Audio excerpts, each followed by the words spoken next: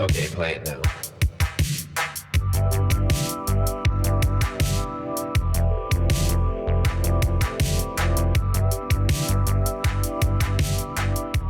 Welcome to the Music Production Podcast. I'm your host, Brian Funk.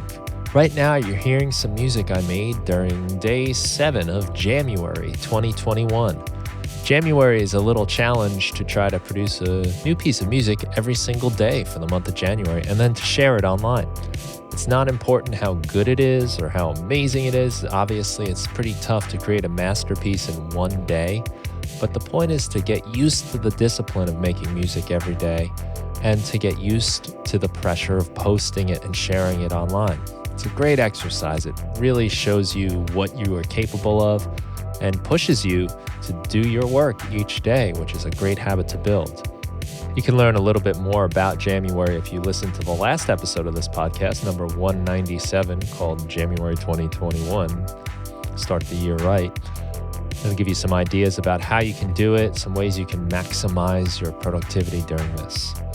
All the sounds you're hearing in this piece of music come from my own Ableton Live packs. You have the 80s VHS synths doing the bass. I've got my Dream Keys Ableton Live pack doing that keyboard part. And if you like those sounds, you can get them from my website, brianfunk.com.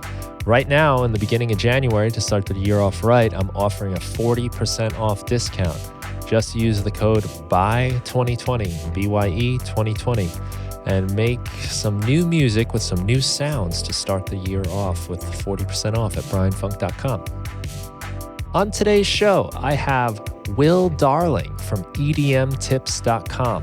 Will is a music producer himself, and he runs the site EDMTips, where he shares all kinds of tips on producing music. And it's not just for electronic dance music. It is based in Ableton Live, but I think a lot of the stuff he talks about is applicable to every DAW. So it's not so much that you need to be an Ableton Live user to get the most out of Will's site, and especially his YouTube channel.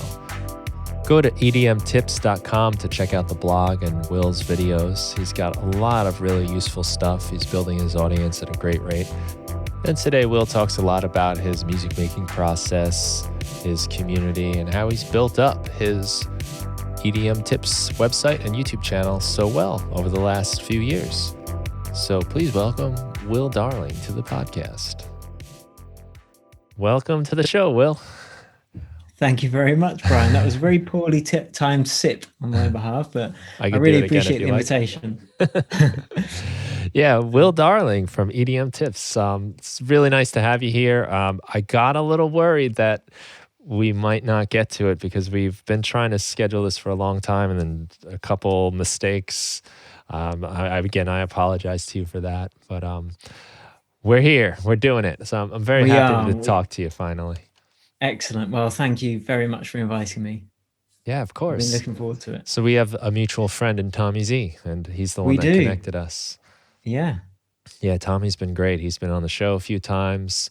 People listening might know him from making music for brands. And he's shared a ton of knowledge with my audience and everyone else too.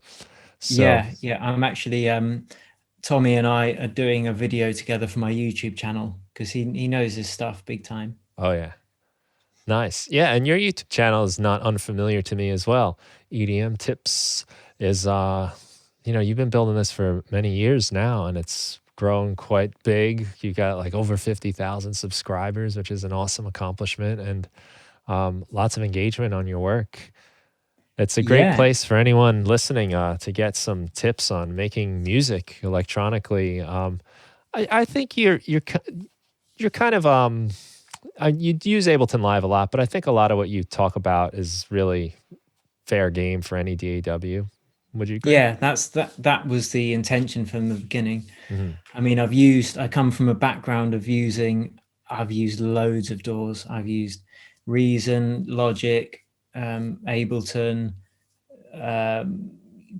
Octamed on the Amiga 500 many a moon ago. But nice. Yeah, so it's really about sharing techniques that are cross DAW and cross genre, really. Yeah. A lot of the stuff isn't even genre specific. Mm-hmm. Yeah, I know, like myself, I come from like rock and roll music background, playing guitar. And when I started learning recording in general, and especially when I started learning, like I was learning Logic at the time, and because there was so much stuff on Ableton Live, every time I searched for how to do this in Logic, like the community around Live was so like thriving. So I would always get these tutorials about Ableton Live, and it eventually just pulled me into that world. Oh, right. But I did find, like, even if they were talking about dubstep, which was pretty big back then, and any other genre, like a lot of the techniques and tricks and, you know, fun things you could do, I would just use in my own music, and it worked just fine. Yeah, it actually can be better than necessarily finding something in the genre you want, because it kind of broadens your idea. It can broaden your ideas, because you might get one idea from that dubstep tutorial and think that's going to sound amazing in a rock track if I just use that one idea. Yeah, something that stands out for me in that department is when I started learning about like sidechain compression, and all of the, you know, electronic music is talking about compressing the bass to the kick drum. So every time the Yeah. kick drum hits, the bass will lower in volume a little bit. So you can kind of, you get like your cake and you eat it too. You get the heavy kick drum, you get the heavy bass. They all kind of interact and move out of the way of each other. But Yeah. it occurred to me like, hey, I have this problem with my guitars. Like my rhythm guitar and my lead guitar are always conflicting. And I don't want to blast the lead guitar too loud, but I don't want to pull down the rhythm guitar and lose all that energy. So I started putting compressors on my rhythm guitars, having them listening to the lead guitar. And it was like, this is great. Like it moves out of the way when I need it to move and comes back when I am ready for it to come back.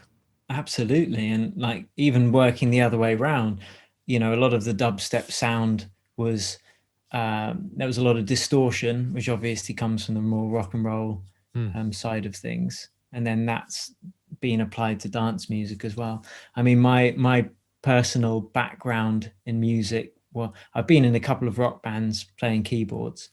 And I am classically trained in piano. But the thing that really got me, into music, was listening to The Prodigy. When I heard it first, when I was a kid, I was like, wow, it's got like real instruments like guitar or, you know, some orchestral stuff, but it's got these really heavy beats as well. And for some reason, it just resonated. Right, right. Yeah, that tends to happen, right? I found like Nine Inch Nails did that for me. Like it Oh, had yeah, yeah, yeah. a lot of electric guitar, like really crazy distorted guitars. They almost don't even sound like guitars. But Yeah. then all the electronic stuff, that I mean, that was one of the exceptions as a teenager for like music that I listened to, because it wasn't just like straight up rock bands. When I was a teenager, my musical tastes were so narrow. It was alternative grunge rock type of thing of the 90s. And Nine Inch Nails, though, was like one of those acts that kind of like rode those different genres really nicely, where they pulled in a lot of different people from a lot of different, you know, tastes. Absolutely. I had a lot of friends who were like, none of my friends really listened to dance music. I guess that my older brothers introduced it to me because they were at university. So they'd come back with this new music on tape. But a lot of my friends were into rock bands as well, like Nirvana, Smashing Pumpkins. But the one crossover was always Nine Inch Nails. We could always meet on Nine Inch Nails. Right. That's cool. It's still going too. I love what Trent Reznor's been doing. You know, his work is just always awesome. I still want to see that movie, the Disney movie, the Pixar one, Soul. I haven't caught that yet, but he I did the haven't heard of soundtrack. that. Yeah, He did the yeah. soundtrack, did he? It looks like a great movie for music lovers. A lot of like jazz, but then there's like, I guess it's like other world. And this is all coming just from an interview I read with Trent Reznor, but that was sort of his job to like go in this like other world and create the sound for that. Him and Atticus Ross. But Right. I've watched a lot of movies just because he did the soundtrack. Oh, wow. Yeah. Excellent. Super fan. Yeah. Well, I just like what he does. You know, he's always doing something interesting and pushing boundaries and moving forward, which, you know, is kind Yeah. of rare, I think, in a lot of artists. Like you get caught, and understandably so, and it's a great problem to have if it's a problem, but where you kind of like get you had your hits, you had your big things, and then you kind of just keep doing that, keep going in that direction. But I feel like he's always just done his thing, whatever he felt like. Yeah, yeah, indeed. And there seem to be few, yeah, absolutely relatively few artists that do that. But that's why there are so few compared to the amount of artists there are. There are so few that are still around 20, 30 years later, because they're always reinventing their sound. They're always pushing boundaries, which is a difficult thing to do. I find it difficult anyway. I imagine that most people find it difficult. I'm sure, like, once you find some success doing something too, the pressure to just recreate that, you know. But I think he's a good example of that, because he was always changing his sound from album to album. Even like Beck, I think, is a really good example of that. He's Yeah, I think, and I'm not sure if it was Trent Reznor, but for some reason I think it is that he had like he kind of market tested several artist profiles, one of which was Nine Inch Nails. So he made a couple of tracks in each genre. I'm sure there was similarity between them. And then the one that kind of got picked up traction, he was like, bam, that's the one. So it was almost this market research type wow. approach, which I found fascinating. Wow, yeah, that's cool. And that's like Yeah, before people were doing that, I guess, too. yeah, If yeah. that's the case, yeah. I can't remember where I heard it, but I'm pretty sure it was Trent Reznor. Well, it's like a very common thing now you hear about with the internet, and um, whether it's using like Google ads or something to just test different things. But back in, I guess that would have been early 80s, mid 80s.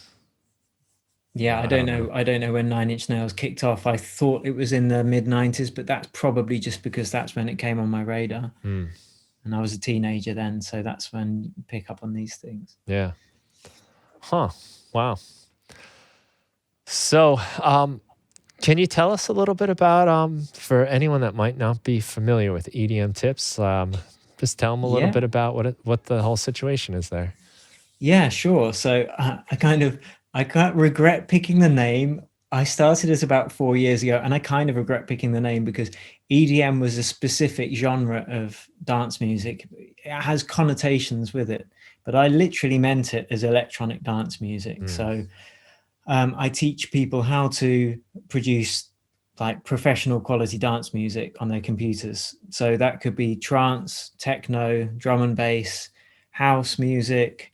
I've just finished one today, which is like lo-fi hip hop. So it's electronica, and it's mostly for club music. And that's what I've been doing for just over 4 years, about 4.5 years now. And I started it because I moved back to where I live. It's called the Isle of Wight. It's an island off the south coast of England. And I used to DJ every weekend in London, and there was a lot less going on down here. And there was kind of a shelf life for it as well. After you've been DJing for like 10 or more years, there's only so many times you can get home twice a week at 5 in the morning before you think, okay, maybe I should just chill out a bit. I know what you mean. Yeah. So that's when I started the YouTube channel, and it's just been growing consistently. And then this year it really started growing. I think I found my stride that was resonating with people. Got a bit more confident, and then I've got premium courses which people can enter, where we go more in depth and they get feedback and stuff like that. So that's pretty much what EDMTips is. Nice. Yeah. Like when you go to the YouTube channel, you see a lot of different topics, really.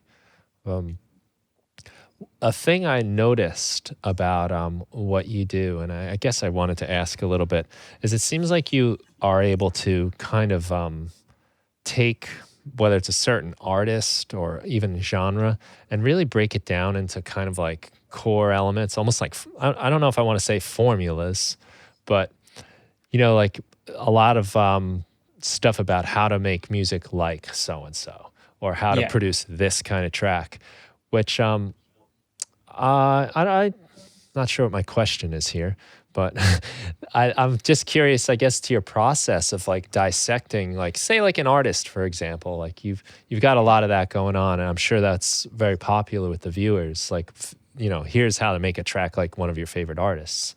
How do you go Yeah. about figuring that out? So, well, firstly, I'll just touch on the reason why I started those videos. And the main reason is I was running out of things to make videos about, because there's only so many videos you can say how to mix music, how to make house music, before it's just like, okay, well, we've already done this. So it was simply an easy way to have more content to do.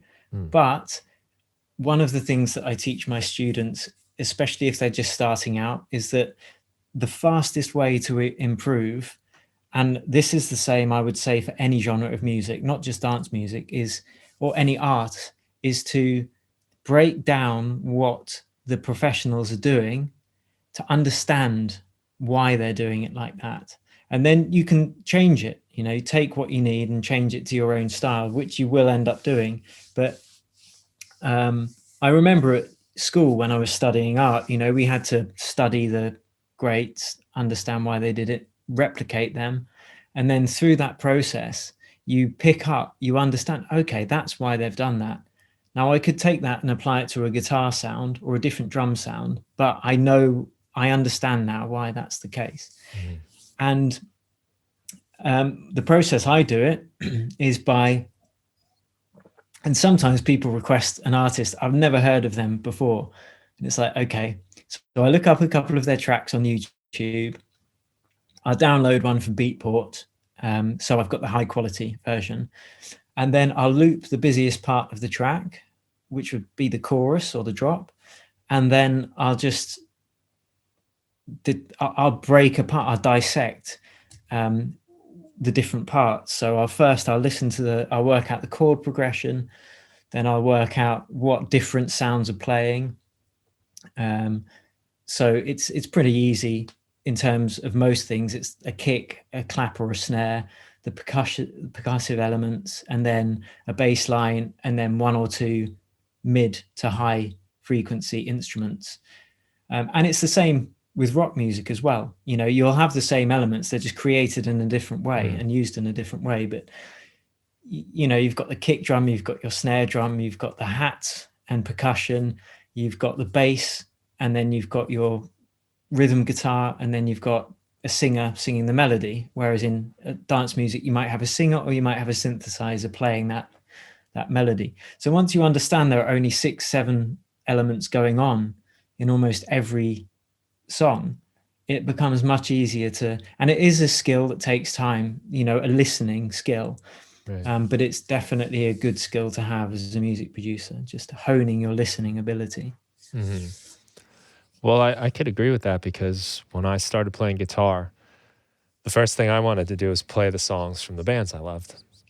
Yeah, of course. And, even if I wasn't learning theory, say, necessarily, I was still learning a lot about like structuring songs and playing the guitar, styles of playing guitar, sounds, tones, and how to put songs together. With that came like some understanding of like theory and scales and things. And I also took some lessons, which helped as well. But it's so important. I couldn't imagine learning an instrument without like kind of studying some other artists. But I don't always see that in like production so much. But I found it really useful myself. There's been a couple times where I've done like covers of songs in the computer, like electronically and with synthesizers or whatever. And I've learned a lot doing that, just about, like you said, like the different elements that go into a track. And although there could be lots of like really cool noises, and if you actually looked at the session, it could be 80 different tracks, there's generally just a couple things, even if it's a few things put together. But once you get too much, like which is a common issue I always have, because I love to just do things because I can, But when you start adding too many elements, like you kind of lose everything, and there's almost like nothing going on because it's just a little mad. Yeah, absolutely. I mean, it's it's something I call complexity on the other side of no simplicity on the other side of complexity. Mm-hmm. So if you do listen to the best producers, again in any genre, especially the pop producers, you know, the people that produce singers like Katy Perry, these guys are the top of their game. They'll usually have several people working on a record, and if you really listen, you'll hear that, yeah, there might be 4 or 5 main elements, but there'll be dynamics in the different areas. They might have a different kick drum switched out for a slight area. They might change one note in the chord progression in for the bridge or the pre-chorus, and just these things that are the difference between an amateur sounding record and a fully professional. And you're right, there could be 60, 70, 80 tracks in a session, but it might be 5 tracks playing one melody. So it's a simple idea, but it's just executed with precision and complexity. And you can only really get to that stage after you've studied and done the simple stuff that does sound a bit rubbish. Because without fail, if I have a student who's just like, no, studying other people's copying, I'm original, I'm like the messiah. Mm-hmm. It's like, here's a tip, mate, you're not, and your music sounds rubbish because you haven't yet got to the stage where you can spread your creative wings, because you haven't learnt the fundamentals. And that's it really. I do hear that occasionally. That idea that like I don't want to, learn too much about this or that, and it could be a lot of things. Sometimes it's studying artists, sometimes it's music theory, sometimes it's I don't want to. I get better at my instrument because I'll lose my way of playing, you know. But as I've grown myself, I just find like everything is every kind of music I can listen to, every kind of artist or whatever, always adds something. There's something you can take from it and put that in your little box of tricks, rather than just kind of going out there without anything to draw from. It's a very difficult place to draw from. For me, maybe I'm just like a inspirational ignoramus, but I used to try that, and sometimes you fall upon a happy accident and it's brilliant and you should run with it. You know, you could be playing around with some random plugins and then you've come up with a sound that's just awesome and you want to record that and keep it. For sure, you know, I don't think you should stifle that creativity, but the chance that you're going to come up with a good cohesive composition and not have drawn any inspiration from any other previous work is impossible. Because even if you're not consciously doing it, if you've listened to music for the last 20 years of your life, you're always learning, even if it's subconsciously. You know, there's no pure originality. You're always drawing inspiration from the world around you. Yeah. I think that becomes really evident when you study music from foreign cultures to your own culture. Like that, use different scales, micro tuning, and to me at least, someone that's grown up in the Western music scales, the 12 notes and everything, that sounds just totally unusual and odd. But so much of that is just conditioning, just the fact that that's what I've constantly given, and I've made these associations with emotions and feelings based on all the stuff I've heard. And it would be totally different if I was just brought up in a different world of, options, musical notes, different intervals. Yeah. It's impossible to go, like you said, it's impossible to be uninfluenced. You're always, and I had that growing up too, where I wanted to act like I wasn't copying anyone. But I think back then my music was more derivative than it ever was because Right. it was so limited.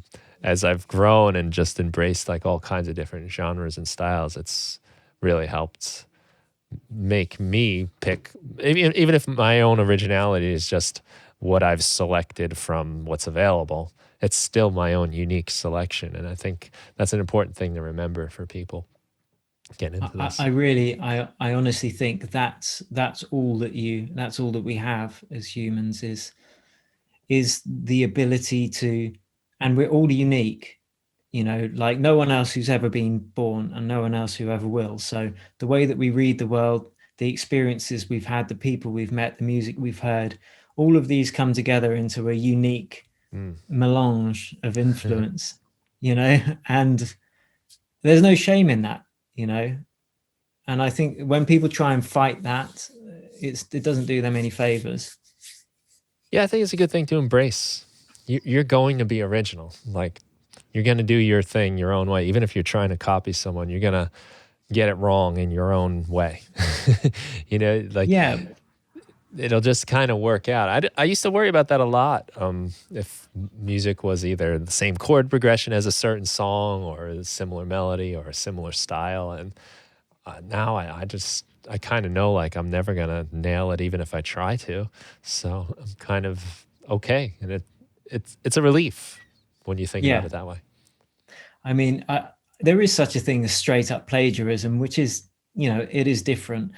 If you're copying like when I suggest that people like replicate a track, that's for their own use. That's for their own exercise. It's not to release as their own track. It's just to try and listen really intensely to every tiny thing going on in this record that they love. Try and replicate it because they'll learn so much. They shouldn't be releasing it as their own record. It's just to practice. But if you take the chord progression from a song in a different genre and then you mix it with some drums from another genre, you've already created something original. Just you've taken two different elements and put them together. You might have a different instrument being used for that chord progression. Yeah. Well, I've even I still think that's not plagiarism. Yeah, that's a good point. Like, that's an exercise. That's something just to learn, just to figure things out. I've heard of writers even copying, like word for word. Some writer, I forget. I don't know if it was F. Scott Fitzgerald or if somebody wrote out The Great Gatsby, maybe word for word, just to feel what it felt like to write that. But I think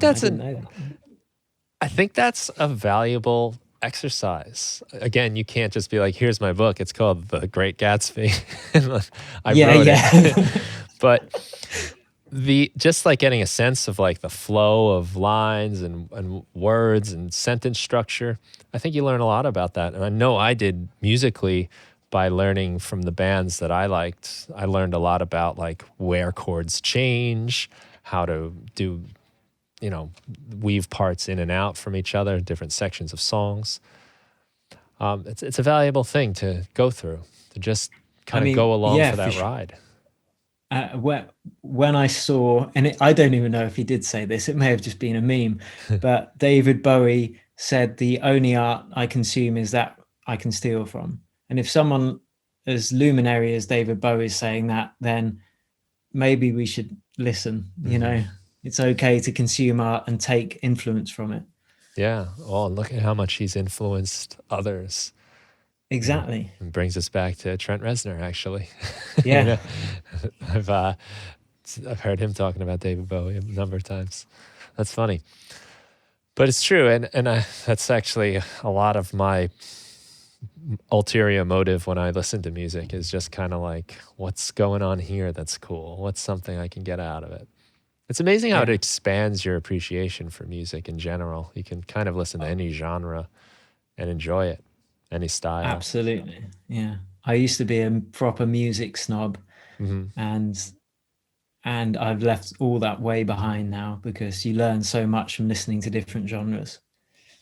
Yeah, I've gone through that too. I used to have my own like rules and restrictions on what, if it had, I had this one, I remember when I was probably like 14, 15, I just didn't like music with drum machines. I just thought that was like so wrong.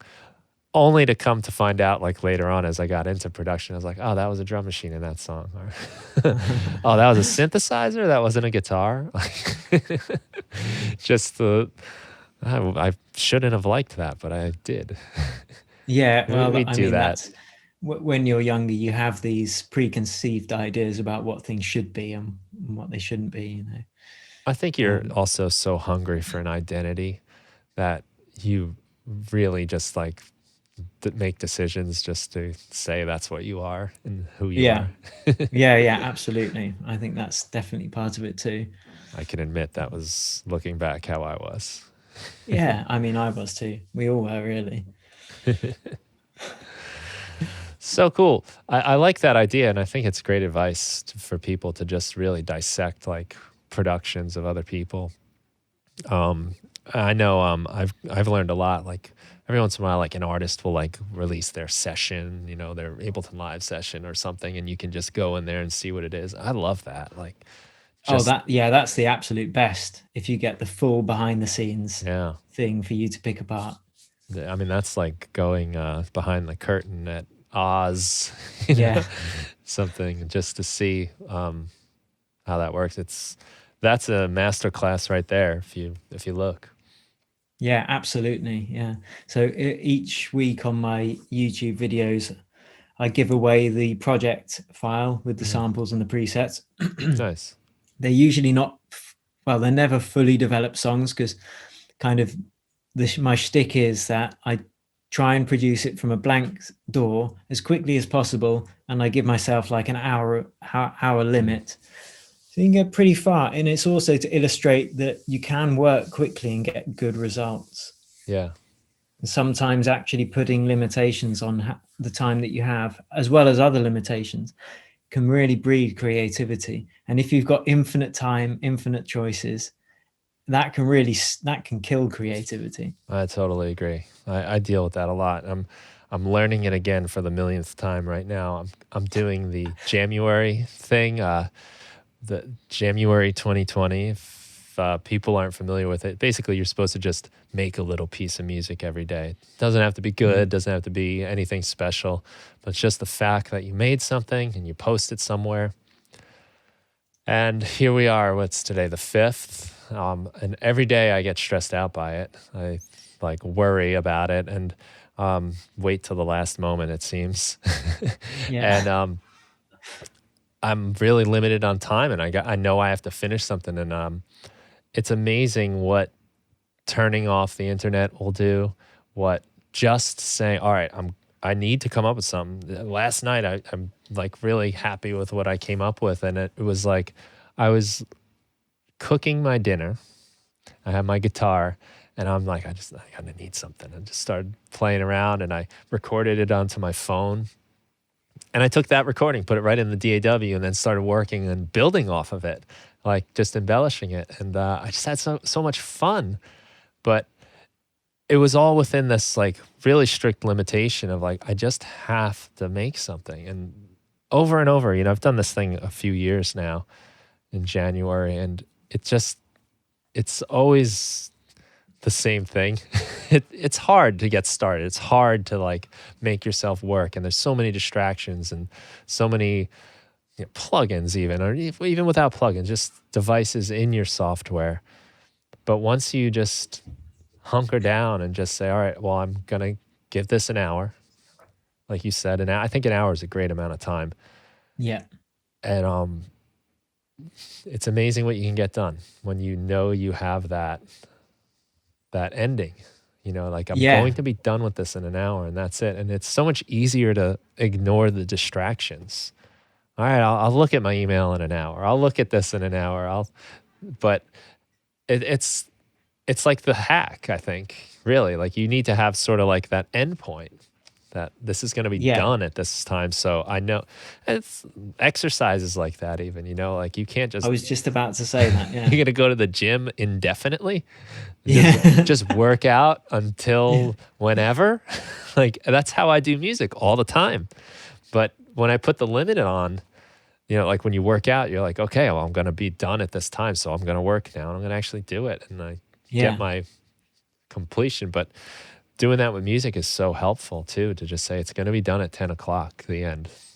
That's it. This is one of the things that I teach my students, is that we are rubbish with willpower. Humans, we're rubbish. I know I'm rubbish anyway. So I put systems in place to help me, so I don't have to use my willpower. Mm-hmm. So the example that you just said about the gym, if you paid for it up front, okay, well, you're going to go because you've already paid for it. If you have to get there at a certain time because there's a personal trainer or just a buddy that you train with, you can't not turn up because someone's relying on you. And then you have to finish because you've got to go back to work. So it's like a system in place. If it's just, shall I work out in the house? It's like, yeah, I could, or I could make a cup of tea and watch YouTube videos. But you can't do that in the gym because there's no YouTube videos, there's no tea. So it's about putting systems in place to help you and just help you develop good habits. And music production is no different for me. Yeah, I totally agree. Well, the reason my house is clean is because I decide I'm gonna exercise or I'm gonna make music. And every time I make those decisions, it's like, well, let me do the dishes. I'm gonna take the dogs for a walk, and then I should really clean that part right there. You know what? And everything becomes like so important all of a sudden. Every way out I can take. I mean, cleaning the dishes is so much easier than like trying to put creative energy into something or exercise with physical. But having those like kind of when it takes your choice out of it, that's something like January is doing for me. It's taking the option away. I can't just not do it. That's it. And having a gym membership or having the personal training class or the friend that's meeting you, whatever it is, like you have to go. That's it. That's it. And that's why like I run this 8-week masterclass, which is, it's not cheap, but because what I found with the students who join it is each week there are like live calls and we've got homework and one-on-ones, and they've put a fair chunk of change down to join. So the results that they get because they've committed to it, and of course there is the choice for them just to say, no, I've changed my mind, but who's going to do that after investing some money? Not many people. So the very system of having weekly accountability and things like that, I've found is kind of like going to the gym, but for music. So seems to be working quite well at the moment. But in terms of the finishing a track in an hour, I record these YouTube videos and I don't edit it. So usually I would do it for 10 minutes or 15 minutes and say, oh, I'll go and make some tea because this is hard. But if I know I'm not editing it, I can't. I have to do it. I have to push on until that hour limit. So yes, it's helping other people, but it's also helping me because I've created this system that takes the choice out of it for me. Oh, it's so smart because it's very easy to find an excuse. And they say our willpower deteriorates throughout the day. So if you have like the cookies on the counter sitting there, you can resist it in the morning and then the third and fourth time. And those cookies just kind of wait there and they're like, no problem. We'll be here. And when you're weakened, 9:30 at night and you haven't made your music yet and you've just, well, maybe I'll do my tea and have a cookie with it. That's it. That's when you break. I find that it's exactly the same with diet or alcohol. If I want to not drink alcohol for a month or something, I just need to not have it in the house, because come 9 at night and I open the fridge and there's a cold beer there, it's like, I know I'm not supposed to, but it's calling to me. Whereas if it's not there, it's like out of sight, out of mind, no cookies on the table. It just makes life easier. Yeah, you just like remove the option. Yeah, exactly. It's a great idea. I think we've just kind of nailed this on the head. It's remove the options, and then you'll get stuff done. Mm-hmm. And the accountability thing is great, whether it's, like you said, doing a video where you're not going to edit it. I've gotten the same thing out of doing live streaming where I'll go on and like have to make something. It's like, all right, like, that's like ninja level, because then you don't even have the option to edit it. That's like full on ninja level live streaming. No, I have found though, I think people are kind of like okay with that. They know you're on the tightrope. You're suspended, and you could fall, and sometimes you do, and maybe that's part of the entertainment value, to see that. But it really does make you focus and make you not mess around, not goof around, not take little breaks, and um, avoid, just give in and avoid.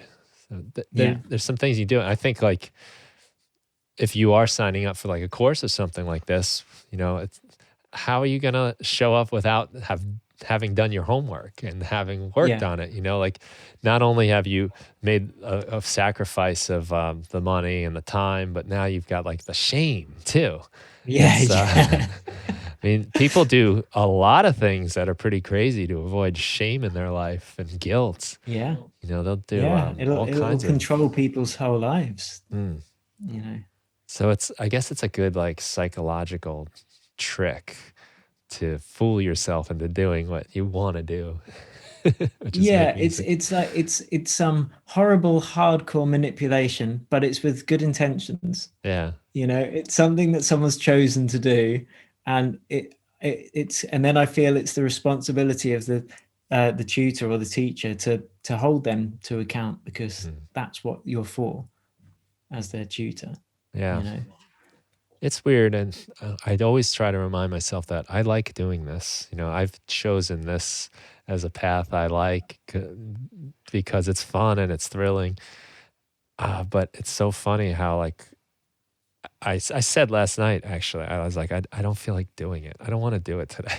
Yeah, yeah, But yeah, yeah. once I started doing it, I was like, I was in that zone, and I was just like, oh, this is getting fun. This is getting interesting. And, um, it's like surfing or something. Suddenly you're on the wave and you're like, oh, here we go. Now I get it. Yeah, yeah, yeah. You kind But of get in the paddling out flow. is hard as hell.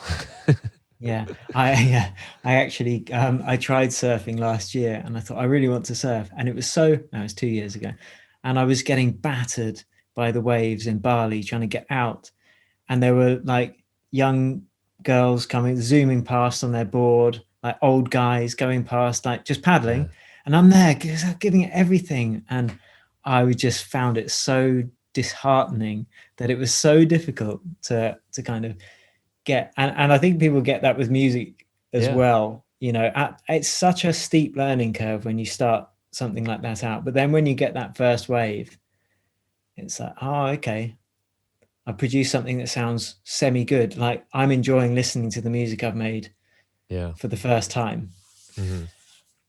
But you've got to have, I guess, I don't know what it is that you've got to really want to do it to push through the difficult parts, Mm. Yeah, surfing because is actually a pretty good analogy. Yeah, because I've surfed too. Since probably first time I surfed was right around when I started playing guitar. I pursued it nowhere near as much as guitar though, but it is. There's a lot of things you have to get over first. Just balancing yourself on the board and paddling yourself yeah, is huge. And I sometimes you get reminded of this, even as probably as a teacher too of music. You get a new student and you realize like, oh, you don't know what a quarter note is. Oh, okay.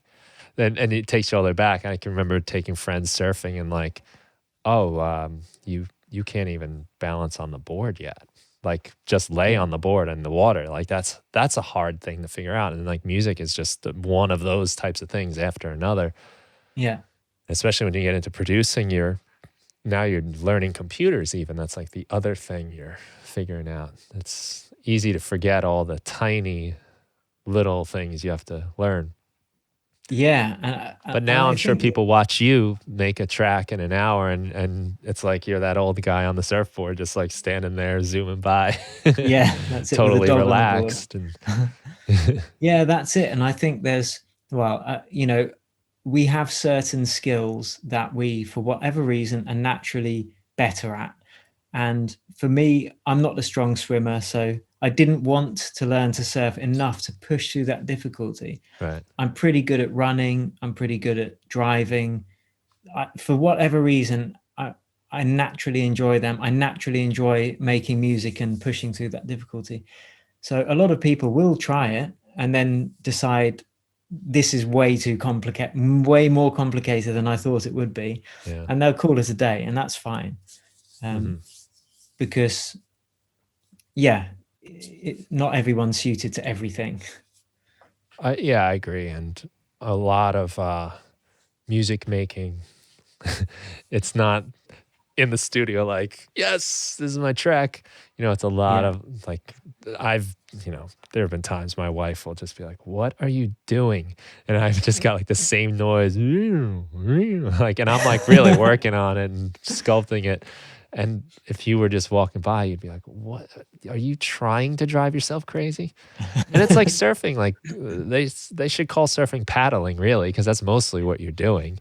You yeah, catch the wave like here and there when they even come, if they even come. And then it's another thing, like they don't always come, just like your music doesn't always work out. You don't always have something you love. It's sometimes you just have a day.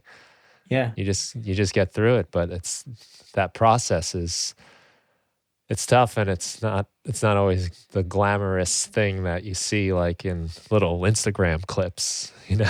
yeah. No, it's never really the glamorous thing It's that you see on understandable why Instagram. people wouldn't want to do it. I mean, surfing and music, I totally get it. Yeah.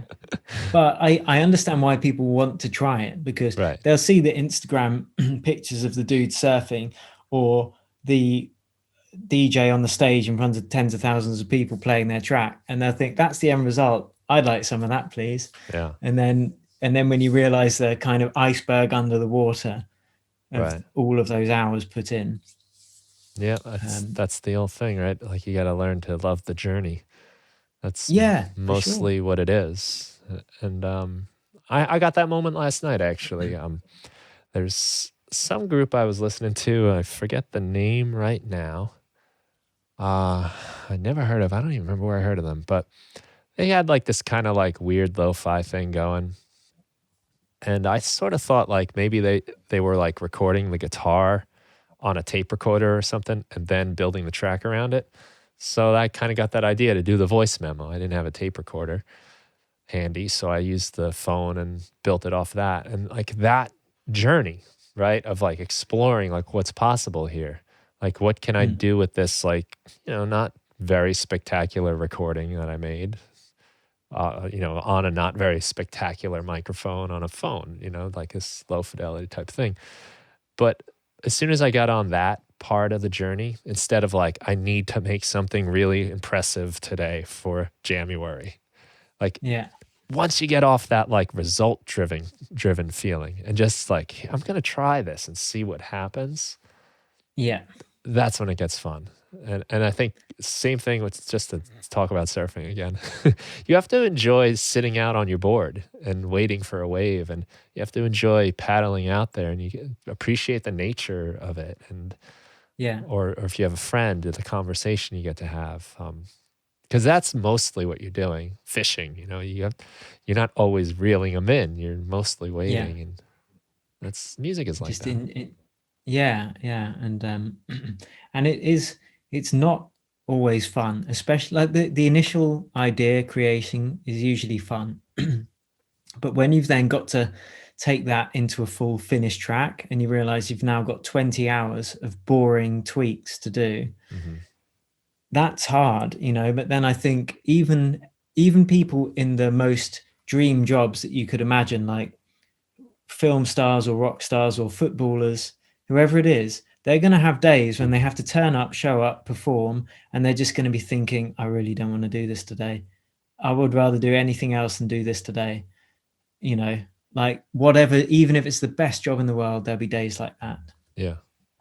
But would you rather have it doing something that you love a lot of the time, or have those exact same hard days but doing a job that you hate even at the best of times? So, and Hmm. then I realize how lucky I am, Yeah. and and then I get back into like, I'm loving this, and then I can push through. Yeah, it's a good way of looking at it. I think you're right. And anyone that gets anywhere, especially in music, like no one just makes it, like No. there's just too much competition. There's too many people doing it, and the odds are so far against you. Uh, and there's a lot of opportunity, I think, these days. I think you and I are both like on this like new thing, um, where we're able to do something with music that's you couldn't have done 10, 15 years ago. But still, like I mean, there's always new people coming out, new stuff happening, and like you just have to fall in love with the hustle and and the grind, and I get that feeling myself too all the time, where you think like, oh, but Yeah, me too. I do as well. it's and I agree with you that the starting the track is a lot of fun, but sometimes that's also just like it's overwhelming. I felt that last night. I can speak to it off recent memory. Like I was just like, I don't know what I'm gonna do today. That's a common thing that comes up for my students as well. And I got these little hacks to get round when you're feeling like this. So I recommend that people have inspiration playlists, Here I go. you Got my know. pen ready. And then if you Like musical if you've got playlist? some inspiration Hmm. musical playlist of whenever you hear a track that you like, just save it into whatever playlist you've got. And then if you're feeling stuck or like no inspiration whatsoever, there's several things you could do. I mean, you could go out for a run, you could go to the art gallery, you could, or you could listen to this inspiration playlist. And if you're listening to music you love, and it wouldn't be in the list if you didn't, like 2 or 3 tracks in, it's going to start sparking up some idea rather than just sitting there in a dark room staring at a blank door, just expecting inspiration to just descend upon you. It just doesn't happen, or No. it rarely happens. So I'd rather just not count on it. And you can't count on it if you're doing it for a Yeah. commitment. I think that was one of the big revelations I got when I read War of Art by Stephen Pressfield. Yeah. He talks about the amateur and the professional. Now, the amateur will wait for the inspiration, but the professional has to go to work. That's the start, Yeah. no matter what. And the funny irony is like, usually you find it. You like inspiration and is sort of like this thing that requires another like magnetic force coming after it. Like, I don't know if anyone ever gets inspired sitting in a room by themselves waiting. Like that sucks the inspiration out of you. You have to hunt for it. You got to work a little. And the good thing is like something like what we're doing, and we love to do it, at the core of it. So generally when I'm feeling uninspired, like if I start, like it'll come along. Yeah, and I think that you're right, and that action does precede inspiration. Mm, I mean, yeah, so many things, like even going to the gym, you don't want to do it because it's cold and dark outside, but then you get there and you start, and then you start feeling it. You're enjoying yourself, you feel great afterwards. And I do think it's the same with making music as well, a lot of the time. mm, Because how often are you walking around about your day, you suddenly got an idea, and then you've got the freedom to just go and spend hours in the studio. Most people don't have that right. unless they're a kid and they don't have any responsibilities and it's holiday. But most of us don't have that kind of freedom. Yeah, I would agree. A lot of the times I get zapped magically with inspiration. There's not a lot I can do about it. Exactly, yeah. Yeah. That's when having your phone so you can just hum a little idea into the voice Mhm. recorder is quite handy. Yeah. Yeah. I mean, I always use music as an inspiration, but I've never created a playlist. And that seems like a really obvious thing now that you mention it. Just have something, so you just got your list of songs. I mean, I try to keep like notebooks and lists of like ideas that inspire me, but I've never kept just like a playlist of music. It seems, It's just easier. I mean, if yeah, if you listen to a song and you love it and there's something about it, if you just save it in, if you're randomly playing tunes from that playlist, something is likely, because they're all 5-star, absolutely love these records. So it's going to do something to you emotionally. mm, It's going to change your state. yeah. Well, that's a great idea. It's on my list.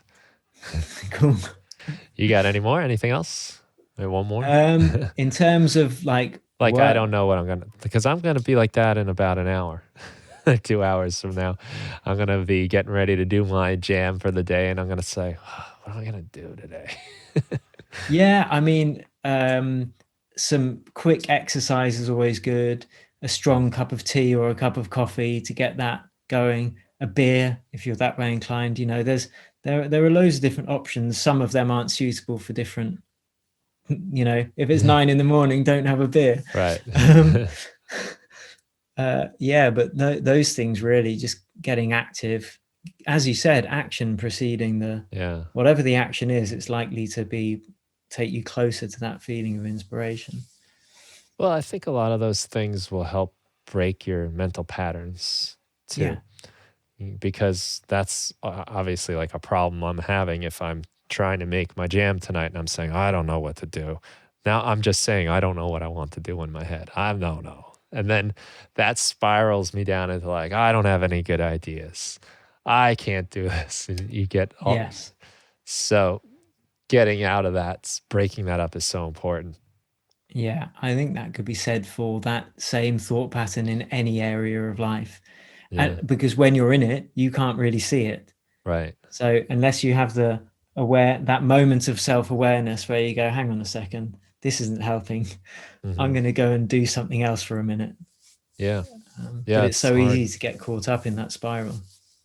It really is. And it's imperative that you find a way out.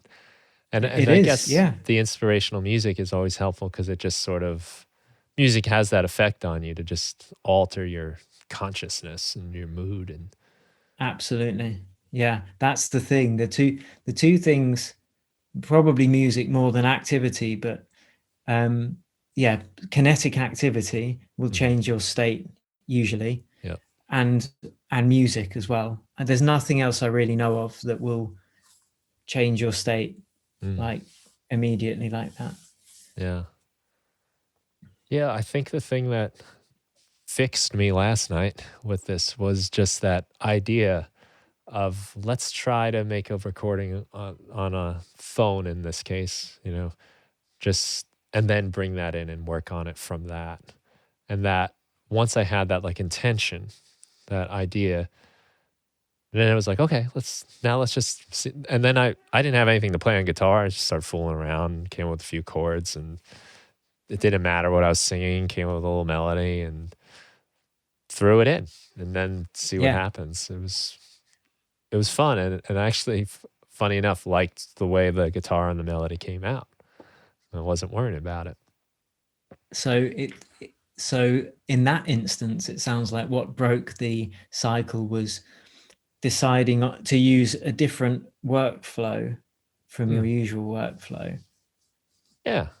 Which sounds like a great idea. That's not something I've really, that's the thing I miss now. Now I'm just using a MIDI keyboard and in the box software. When I used to have external synths and turntables and whatnot, it's just more of a tactile approach that you can use to get yourself into because if you just turn on, you've got some nice synths behind you actually, but you could just turn them on, start twiddling around, and then it's a tactile, different way of working. Yeah. I do find that if I muster up the energy, because sometimes you can be so lazy, right? But it's sometimes easier to make music with like your mouse. And just that's all you have to do. That little, I'm just barely moving my fingers here. But once you start getting in there, turning things, like it is interesting how the inspiration or just you like forget, you get sucked into the world. It's good to remember that this is something that fascinates you, so you can kind of like, it's almost like I know if I go to the cabinet where my dog treats are, I know my dogs are going to get, I don't have to call them. I don't have to tell them to come here. Like they hear that, they know that noise so well, they will respond.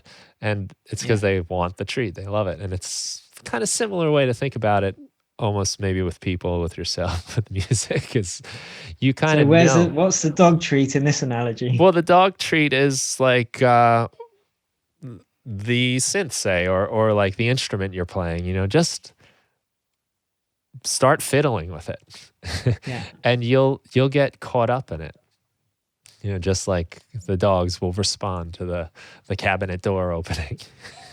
Yeah, that I think there are different ways that you can break this cycle, this lack of inspiration. And that's one of them. Just start fiddling. Other is listening to some music. Other is go out for a jog. And different ones will work better on different days because we're not robots. Yeah. Yeah, we get used to our tricks, I guess. Yeah. Works every time for my dogs, though. So I wanted to ask you a little bit about just your YouTube page, the audience building you've done. You said you started like 4 years ago. I guess these last 4 years I don't know if they've been long or short. I just feel like I've known you more longer than that.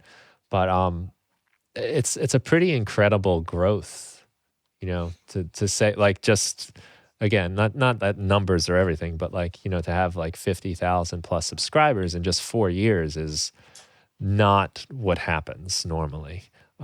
So Like, I think it's a lot of people think like you make a YouTube channel and you got a million people going to watch. Like, first of all, no one cares at yeah. all. And that's the first like gut wrenching surprise, whether you start a YouTube channel or you release an album and you put it out there and you're like, here it is. I worked so hard. And Yeah. no one cares.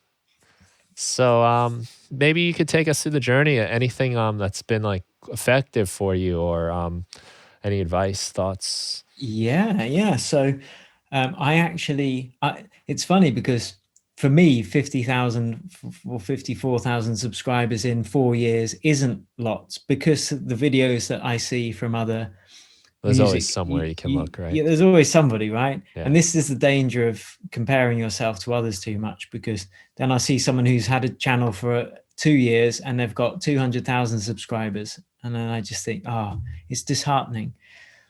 But then if you again switch around your mindset to think, okay, well, what are they doing that appeals to the audience? Is it the same audience? It might be a different audience. So I never actually intended to start a YouTube channel. I just I built a course, and someone said you should do a YouTube channel because it's going to show people your teaching style. So that's what I did, and the way I found out what to make videos about at first was to just understand the audience. So I was in Facebook groups, I was in Reddit, asking people what they were struggling with. And when there was a pattern of things that people struggled with, that's what I made a video about. Right. And then I started finding other people's videos that seemed to be popular, working out what I could do better than theirs, answering some of the questions in the comments within my video, and then putting that out. So that's what I started doing. And that got me to like 11,000 subscribers by the beginning of 2020. But then I invested in a course called YouTube for Bosses by a Canadian woman called Sunny Lenarduzzi, I think her name's pronounced. And that was a big thing, because then we started looking at keywords as well.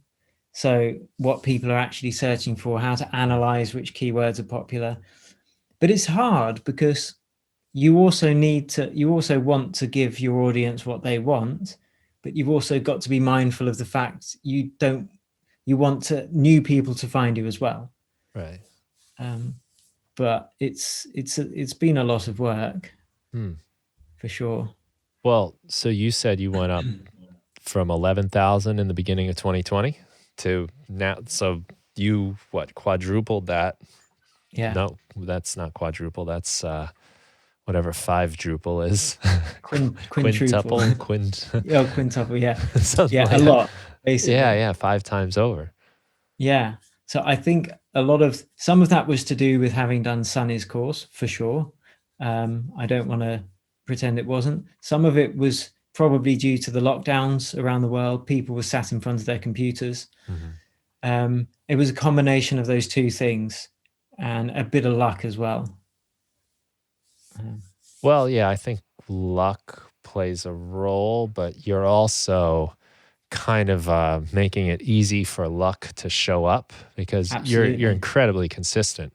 I'm looking at like it's your videos in the order, right, of newest to oldest. And Yeah. within the last year, I mean, you must have done like probably a good 50 videos or so, I would Yeah, bet. I started doing them every week, and that made a difference as well. Yeah. So keyword research, um, lockdown, consistency. I think those three things have been the main drivers of the growth. Yeah. Because, I mean, yeah, of course, like there is luck, right? But you are making it, it's like buying one lotto ticket versus buying 50 lotto tickets, maybe. Absolutely. Oh yeah. No, I You would know? not rely on luck for anything. Yeah. When it comes along, it's nice, but I'm working hard all the time. And when an opportunity presents itself, I'm then in a position to make the most of it. And if I was just sat on my ass, wait, like the inspiration thing, you can't just Yeah. wait for luck to happen. What was the best definition of luck I heard was where preparedness meets opportunity. I thought that sounds about right. Yeah, I heard something like that once. Yeah, and it's really true. I mean, like it's gonna take a little luck, I think, no matter what. But the fact that you're there, showing up, keep throwing the dart at the bullseye, Yeah. really improves your odds. So, I mean, your work ethic is clearly a major factor in all of this. It's impressive. Good work. Thanks, man. No, I Congratulations. appreciate it. No, I mean, as one guy to another, that's we would do similar sorts of things. I think it's really impressive that you've done that much work, and it's paid off really nicely in that the audience has grown tremendously. And that's, I mean, could you imagine if you could do that every year? Like, Yeah, that would be fantastic. 5-time tuplet. Oh yeah. Well, that's the thing. I mean, that's like, if it was like a corporation, like with profits, like, I mean, that's like really impressive. I'm sure much less than that would be a great success. Yeah, I was kind of aiming for 100,000 subscribers, but that's because I'm ambitious. I was really happy to hit 50. If I hit 100 this year, I'll be well happy with that. I mean, as you say, numbers aren't everything, but they are something. It's an indicator that you're doing something that is resonating with people. Right. It's like making music. If you make music and no one listens to your music, it's disheartening because you've burst out this creative energy and you've had nothing in return. And there's a lot of doing that before people do start paying attention. Yeah. And that's hard. Well, this is a business, music, any art really, where it's mostly rejection, or it's not even rejection half the time. It's just not That's what even makes being it so much noticed. worse. Yeah, that's it. It's like people don't even tell you no. Yeah. You can't even give it away for free. Like, that's how tough That's it it. is. Like, and it's not because it's easy to do. It's just that tough. So you really do need to have a strong skin for it. Yeah. And I think it's tough to. Do you get much like negativity in response? I mean, I'm sure there's. Yeah. No, I mean, I don't mean that as offense. I love what you do. Yeah, but, you must get loads of you must get negativity. no, I didn't mean that at all. Just with the sheer amount, there's got to be like the little trickles here and there. Yeah, and it hurts when it happens. So there's a couple of things. I block, delete. Yeah, first I determine whether it's valid criticism or whether it's someone just being an arse. And if it's someone just being an arse, then I'll delete them, block them, and forget as best I can. I've received a couple of pretty horrible emails. Like, one of them was awful. It was like wishing cancer upon me and my whole family. It was like proper. That was like 3. You've had those too. What, you've had an email like that? Yeah, similar. I don't think it was cancer, but something horrible, man. Yeah, yeah. Things like new insults I'd never heard before. I was like, oh.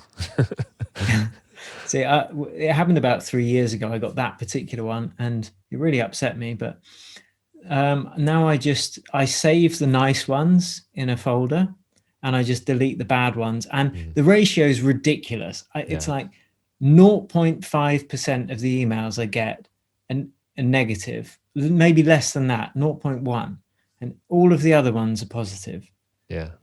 But it's crazy how we just pick up, and I don't know if it's just an insecurity thing that some people pick up more on it than others, but you remember those nasty ones. Did you respond to the cancer one? Or does it just delete goodbye or I any? responded to a few of them. I responded to a few of them in perhaps ways I shouldn't have. Yeah, I can like a few, understand. like sometimes I just be in a bad mood when I get it. I'm like, you've literally come at me with that, and then I just send one back saying "f you." Like, Yeah. yeah, Yeah, it happens. I got it's so minor, but like just to illustrate your point, like just the other day, I was looking. You put out your jams and you look around, see what people say, and I get a little nice feedback. It's like felt good, and then someone wrote rubbish. I was like, rubbish. I mean, I know it's not my finest work. I'm just throwing it together for the day, but still, it was like, and it's not just, was this rubbish? Am I rubbish? Like, it's funny how those echo in your head. yeah. And if I kind of feel sorry for people that write stuff like that, because they must be having a hard time, or they don't have anything going on in their life enough to warrant doing something constructive. Yeah. And it genuinely is, it's like, that's quite sad, like genuinely quite sad. Yeah. So I've kind of adopted a policy where I'll either not respond or respond like overwhelmingly positive. Like, the example I always think of is I got this one email and it was like, F you, F this, F that, you think you're this, you think you're that. And the last line was, go F your dad, which is Nice. like a new insult for me. Like, whoa, never heard that before. So my immediate reaction was like, Yeah, yeah. I start swelling and sweating and turning red and I'm ready to fire one back. But I didn't. And I held off and I wound up writing back like something like, just like, I get the feeling you're really upset about something I did and, never my intention to upset anybody and I'm just trying to do this thing and want to be valuable to people. I'm sorry if this is, I did something, just totally like that. And the person wrote back and Yeah, said first, like, I didn't realize you were even going to read this. It was late at night. I shouldn't have wrote it. I was feeling mad. And then they told me like they were feeling jealous. They all this stuff came out and it was like really yeah, apologetic. And I was just kind of blown away. Like it's just like venom came to me, yeah, out of yeah, nowhere from somewhere in the world. I'm just like, I can't believe like how bad this person wants me to die, you yeah, know, I suffer first too. But that was, it's like we all are, no one's like a consistent person, no, like I'm just that we're all like kind of like this blurry line and sometimes we're over here and sometimes we're over here. And this absolutely. person just, I guess, was in that dark place at that time and sent it. And by not firing back, it inspired the same feelings in me. But it Yeah, was incredible how much the tone changed, and by the end of it, it was yeah. like wishing each other well. And I've actually replied like that to a couple of people in the same way, like very nicely the next day, and every one of those has been met with a response much like the one you've just described. I'm really sorry, I was just in a bad mood. And some of those have actually gone on to become students, like maybe wow. one or two. It's only happened a few times, but I totally get what you're saying. If you Mm, can, because people are just people, and yes, they shouldn't be writing that shit to you. Of course they shouldn't. yeah. But people have bad days and they do things they shouldn't do sometimes. Yeah, I can't say like I'd want to be judged or remembered by my worst moments, my biggest freakouts, or No, no, absolutely not. and I I haven't always been like the ideal that I like to try to be at all No one times. has. No one No has. one has, yeah, and it's actually it's funny how sometimes you can get something positive out of something so negative like that. Yeah. And one of my best friends when we were growing up, we like second grade on the school bus, we used to like argue and fight with each other all the time. And then, Yeah. we were in the same class a couple of years later and we became best friends. Like Yeah. it would have been an option to just say, no, I hate that kid, and just shut him out. But, Yeah. kids, we forgot. But um, yeah, I think like, it actually gives me hope too, because like you see a lot of that online and you see it in the comments, especially like, like at least in the fall, like in America with the election and the division going on, like it was especially bad. But it makes you just think like, these probably aren't all evil people, but we do have this like thing where we kind of like take what we see from a person in a little slice and just put them in the like worst possible category. That guy cut me off. He is an asshole. Like that's Yeah. just his purpose in life. Like Yeah. even if he was I being mean in the moment, like there's probably more to him than that. maybe he literally just got a call that his wife was dying of cancer or something. You just don't You know. just don't know. And I'm 100% with you on that, is that people aren't good or bad. They're both. Everyone is both. And it's a constant decision to try and be a better person. Mhm. This is for me, at least. I've done things that I, wish I could change, but I can't. All I can do is try and learn the lessons and not do it again. And you're right. You can always turn a negative into a positive if you take a minute, think, okay, how can I use this and turn it into something positive? Like you emailing back that guy. That guy, after receiving that email from you, that may have changed his trajectory. You just don't know, but no bad would have come from it. Only good could come from responding in the way you did. Maybe he was nicer to his girlfriend that day. Maybe he, who knows? But you did something good. Yeah. Like, at least I think gave me a lesson, to realize like that guy is not a terrible person just because he wrote me, some idiot on YouTube, like an angry Yeah, email. Like who am I to think I'm that important to like determine this guy's worth anyway? Like, oh, he wrote just some rando idiot on the internet a mean letter that doesn't mean anything really. But yeah. but it And is like, that's why. yeah. Sorry, go on, please. I was just gonna say it is like our tendency sometimes to just sum people up like that. So I think when I see like a lot of that negativity going on, in comment sections and people arguing with each other over things, um, it gives me a little hope that like, all right, everyone's heated here and we're not necessarily showing our best sides. No, that's it. That's why I tend not to get involved in politics or anything like that, because I see it infect people.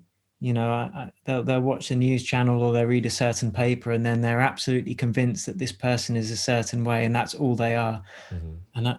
And I stand on the outside and I think, what you're saying doesn't make any sense. Think of all the people you've ever met. How many of them have been full on evil or full on saints? Like, Right. but we are susceptible as humans to make those snap judgments. I think it's just in our nature.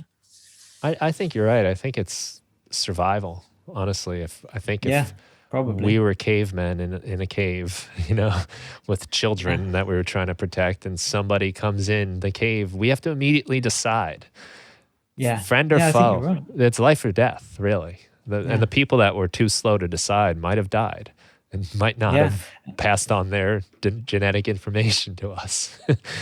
yeah. And that's the thing. And we don't live in that world anymore. But of Right. course, the systems that govern us are way older than this new Yeah. world where we're not having to battle every day for survival. Yeah, Um, society has evolved a lot faster than we ever could. yeah, We yeah, indeed. Which is why I think that just anything that you can do to generate some, and this does tie back to music, because again, you're having um, these spirals that you go into. There are these old systems at play, and if you can have some self-awareness and try and catch yourself.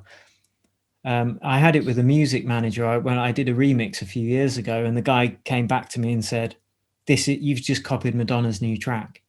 And I was like, I was incensed. I was like, I haven't even heard her new track. I literally haven't heard it. And then I went and listened to it, and it was so similar. The bass line was so similar to what I had written, but I had never heard it. Mm. I'd never even listened to it in the background because it was brand new that day. And the bass line had come from just twiddling knobs on a synthesizer. It was a complete coincidence. But I was so incensed that he'd accused me of plagiarism. And I suspect I wrote back an email that didn't do my career any favors at that point. But that was, 12 years ago or so. And I always remember that and thinking, if I just took a day and then replied with a bit more chill, Mm. it probably would have had a better outcome. Mm.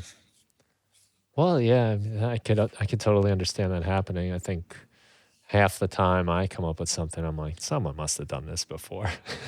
Like, especially when it comes easy, and you just things happen real fast. That must be a ripoff of something. Yeah, But yeah, what are you gonna do? But that's good that the learning part is important, and there absolutely. are a lot of, I like you think said. that's the biggest mindset thing as a musician, is especially if you want to do something with your music over and above just a hobby, just the ability to keep reflecting on your previous work and improving, reflecting and improving. Yeah. Yeah, you can get a lot of life lessons out of it. You're going to get harsh criticisms or just ignored, and learning how to deal with that and making that just part of the normal. And the thing is, artists are quite often sensitive souls anyway. So the Yeah. irony is, you're Yeah. most likely to get rejected because it's a creative endeavor, but Hmm. you're also more susceptible to these emotions Yeah. because that's the very thing that gives you the creativity. Yeah. Yeah, it's true. That's a It's like a sad double-edged sword. coincidence there. Yeah. Very unfortunate. Should have been like different. I don't know. I guess like when you get deep into anything though, when you're really working at something, like there's always that rejection, and uh, it's something we have to learn, learn to deal with, and not take Absolutely. personally. That's always Yeah. been a big thing with music for me. Like just to realize, like this song, this guitar part is not me. It's not my whole worth as a human.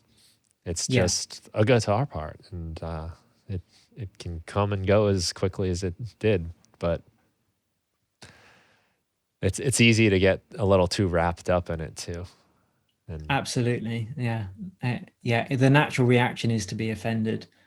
mm, Um, but I guess if you can be okay with being offended and then tell yourself, know that it's going to happen in advance so yeah, that when it comes along, you can take a moment be prepared. and then, yeah.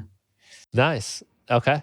We want to send people to edmtips.com for sure. You've got some like cool things that they can download for free too, like this cheat sheet for finishing songs, Yeah. So right? On the front page there. yeah, so there's some productivity stuff in there about writing chords and finishing music. So yeah, check it out if you are interested in electronic dance music production, or any production using Ableton. Then you're going to find something that's going to help you out. Yeah, I would throw in my own 2 cents here and just say like it's not like I think we said it, but it's really not so genre specific. No, that's right. Yeah, Like there's so much you can take from it. And me, as someone that came up playing guitar and in rock bands, I've learned a ton studying all kinds of styles of music. But I think what a lot of what you get at too is a bit philosophical, and process, workflow based. So I think that's helpful in anything you're doing musically. So I think it's very useful for that. And I would tell people, make sure you get to the YouTube channel as well. Yeah, that's where I like responding to comments on the YouTube channel. That's my little home. Yeah. Nice. Well, cool. So yeah, go there, edmtips.com. Go to the YouTube channel. There's a lot of good stuff there, a lot to learn. Will, thank you so much for taking the time. Thank you for also being so understanding about our scheduling issues. And we've canceled, I think, or not canceled on each other like 3 times now. So yeah, I'm right back at you, man. Thank you. When I forgot the other day. I forgot too, and I also got COVID that one time. So yeah, we had a whole bunch of little things going on, but it's been really great to talk to you. That's a solid excuse, man. Well, that's a solid excuse. Well, I'm glad it didn't sour you on doing this. So because it's been really nice talking to you. Yeah, me too, man. I've really enjoyed it, and thank you very much for inviting me. I appreciate that. Oh, thanks for coming, and thank you everyone for listening. Have a great day. See ya.